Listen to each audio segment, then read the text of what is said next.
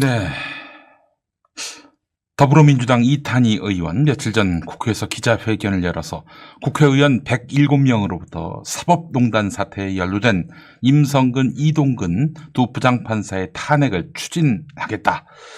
이렇게 밝혔습니다. 자, 이탄희 의원을 연결했습니다. 이탄희 의원님. 네, 안녕하세요. 지역구 국회의원님. 네. 정말 자랑스럽습니다. 반갑습니다. 예. 자, 의원님, 시간이 없어서 본론으로 네네. 바로 들어가겠습니다. 그러시죠. 사법농단 연루판사 탄핵을 추진하고 네네. 계시는데, 네. 지금 시간이 얼마 없다 이런 말씀 많이 하세요. 네네. 시민들께 왜 시간이 없는지 우선 그걸 설명해 주시면 감사하겠습니다. 예, 구체적으로 이동근, 임성근 두 판사의 탄핵을 제안을 했는데요. 네네. 이동근 판사가 2월 9일자로 퇴직 예정이고, 임성근 판사가 2월 28일자로 퇴직 예정이에요. 네네네. 이 두 판사들이 사실상 도피성 사직서를 갑자기 내면서 상황이 이렇게 됐는데요. 예예. 요 두 판사들에 대한 얘기를 조금 해야 될 것 같아요. 네네네. 사법농단 판사들이 여러 명 있지만, 예. 요 두 판사는 특히나 법원에서도 판결로서 반헌법 행위자들이다 라고 공인을 해준 판사들이에요. 법원에서 동료 판사를 상대로 이 스스로. 사람들도. 네, 그리고 전국법관대표자회의도 이 사람들의 행위에 대해서 국회 탄핵 소추가 필요하다라고 이야기를 했고, 법원행정처장도 심지어 네. 법사위에 출석해서 발언하는 도중에 예. 국회에서 논의하실 필요가 있다, 탄핵에 대해서. 그랬던 판사인데 네네. 이렇게 명확한 헌법 위반 행위를 한 사람들인데 국회가 이걸 받아서 소추해야 될 의무를 이행을 안 하는 바람에 사실상 직무유기 상태로 방치를 하는 바람에 이 사람들 명예롭게 퇴직하고 나아가서 정관변호사 활동까지 하게 될 상황에 처해 있다. 이건 안 되지 않느냐. 이런 차원에서 활동하고 있습니다. 예. 그분들이 전관 변호사가 되면은, 그러니까 이제 네네. 사법농단 판사가 법복을 벗고 변호사를 개업하면 도대체 뭐가 문제가 되는 겁니까? 일단 기본적으로 형평성에 문제가 있죠. 원래 모든 공무원들이 징계로 해임이나 파면을 받으면 일정 기간 변호사를 못 해요. 근데 이제 요 두 사람은 단순한 이제 징계 해임을 넘어서서 헌법에 위반되는 행위를 한 사람들이거든요. 근데 아무 처벌도 안 받았어요. 징계도 안 받고 형사처벌도 안 받고. 그렇게 해서 나가서 이제 변호사, 특히 정관 변호사로서 활동하면서 이제 돈을 많이 벌겠죠. 아니 서울 변협 뭐 이런 지역 변협에서 변호사 영업을 할 수 있게 이렇게 뭐 승인하는 절차가 있지 않습니까? 그래서 등록을 거부를 할 수 있는데 법적인 근거가 있어야 되잖아요. 사실. 이제 법에는 뭐 해임이나 파면 이런 징계를 받아야 된다라고. 공식적이고 명시적인 그 징계가 있어야 이 사람들의 변호사 면허를 승인할지 말지를 판단할 수 있다. 알겠습니다. 그게 가장 큰 문제고요. 이제 사실 이 두 판사들이 뭘 했는지 이 얘기도 좀 해야 될 것 같아요. 예. 이제 세월호 7시간 재판이라는 재판이 있었어요. 그걸 좀 거슬러 올라가면 우리 세월호 참사 날이 2014년 4월 16일입니다. 그래서 그날 오전 기억하시겠지만 우리 참 가슴이 찢어지는 그런 경험을 했잖아요. 텔레비전으로 배가 아이들을 품은 채 이제 바닷속으로 이렇게 쭉 빨려 들어가는 그 모습을 우리가 지켜봤는데. 그렇죠. 그러고 나서 7시간 뒤에 박근혜 전 대통령이 중대본에 와서 뭐라고 했습니까? 아이들이 갇혀 있다고요? 이렇게 국민들한테 되물었단 말이에요. 황당한 상황이었죠. 사태 파악이 전혀 안 되는 그런 상황이었어요. 그때 이제 국민들께서 굉장히 분노하시면서 7시간 도대체 뭐 했냐. 진상을 규명하자. 이게 이제 세월호 7시간인데. 그 당시에 얼마나 진상규명 요구가 높았냐면 심지어 조선일보도 칼럼을 썼어요. 7시간 의혹을 규명하라고. 그런데 이제 그 당시에 이제 김기춘 비서실장이 이런 여론을 이제 찍어 누르기 위해서 기사 하나를 꼽습니다. 그게 이제 산케이 신문 기사인데 그런 다음에 명예훼손죄로 기소를 해요. 그래서 이제 일벌백계 하고 싶었던 거죠. 근데 무리한 기소였기 때문에 사실 재판에서는 무죄가 예상되는 상황이었어요. 그 재판을 그냥 두지 않은 거죠. 그래서 법원행정처장을 비서실장 공관으로 불러서 이 재판 제대로 해라. 이렇게 압력을 넣고 또 그게 이제 전달이 돼서 그 재판을 담당하던 판사가 이동근 판사고 그 해당되는 법원의 수석부장 판사가 임성근 판사인데요. 그래요. 근데 이제 임성근 판사는 여기서 사실상 중간에서 정치적인 브로커 역할을 합니다. 참.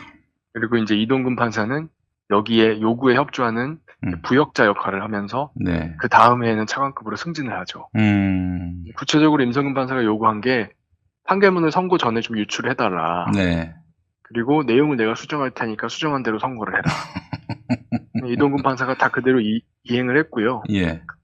더 나아가서 뭐 법정에서 선고도 하기 전인데 예. 세월호 7시간 의혹은 허위라고 선언을 해라. 또 선고할 때 이렇게 세워놓고 3시간 동안 훈계해라. 네. 이런 이제 사실상 꼭두각시처럼 조정하는 그런 지시들을 했는데 이동근 판사가 다 그대로 이행을 했습니다. 네. 법정을 일종의 정치적인 선전장으로 만든 거죠. 그래서 이게 다 밝혀졌는데 네. 그런데도 아무 징계 없이 퇴직하도록 한다. 네. 이건 정말 상식에 반한다. 그런 알겠습니다. 마음으로 좀 급하게 탄핵을 추진하고 있습니다. 예. 만약에 그 기한이 넘어가면은 그 사람은 이제 변호사로 나설 수 있게 되는 거군요. 그렇죠. 변호사 등록도 되고요. 예. 공무단임권도 보장이 되고. 그러면 정권만 잘 만나면은 또 다음 정권에서 덕 좀 받을 수도 있겠네요. 그렇죠. 그리고 참. 퇴직연금도 받습니다. 퇴직연금도 받고. 아이고, 예. 알겠습니다.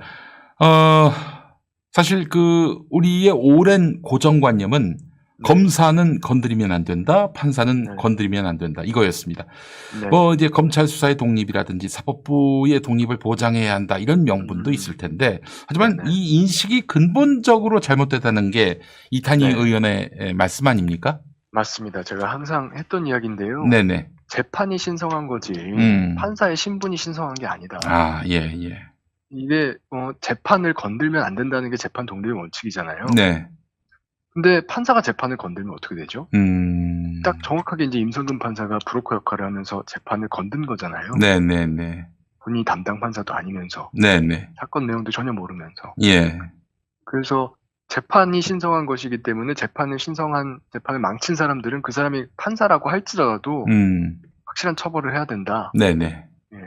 그런 주장을 제가 계속 해왔고요. 예. 이건 사실은 사법 선진국들에서는 당연한 상식으로 받아들여지는 일인데, 그렇죠. 예. 좀 우리나라가 유난히 판사 검사 문제에 있어서만큼은 좀 전근대적인 사고 여전히 가지고 있는 거 아닌가 좀 안타깝습니다. 네. 의원님, 다른 나라의 사례는 어떻습니까? 판사들이 네. 징계받고 파면되고 이러는 사례들이 그렇게 드문 사례가 아닙니다. 네. 우리가 미국 같은 경우에 판사들이 굉장히 권위가 높다고 알고 있잖아요. 네네. 근데 미국 연방만 해도 탄핵 소추된 연방 판사가 15명에 이르고요. 아주 보수적인 나라인 일본 같은 경우도 9명이나 있습니다. 그렇군요. 9명이 탄핵 소추가 됐고요. 예. 유럽으로 가면 오히려 더 많아요. 이제 영국 같은 경우에는 한 해에 파면되는 판사가 20명, 30명에 이릅니다. 그래서 재판을 불공정하게 진행했다던가, 아니면 개인적인 비위가 드러난다던가, 이런 이유로 징계 파면되는 판사들이 많습니다. 네, 그렇군요.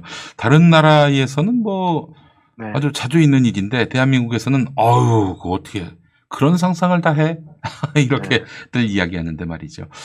자, 국회의 법관 탄핵 추진은 삼권 분립과 또 전제와 균형의 원리라는 민주주의의 원칙에 부합한다고 보는데 남용을 우려하는 사람들도 있습니다. 예컨대 지금 정부가 아니고 나중에 박근혜 정부 같은 정부가 들어서고 또 압도적 의석의 여당이 생긴다면은 그래서 이들이 판결이 마음에 안 드는 판사에 대해서 불이익을 주는 차원에서 남용할 수도 있는 것 아닌가 아마 이런 논리를 펴는 분도 많이 보셨을 것 같아요. 예.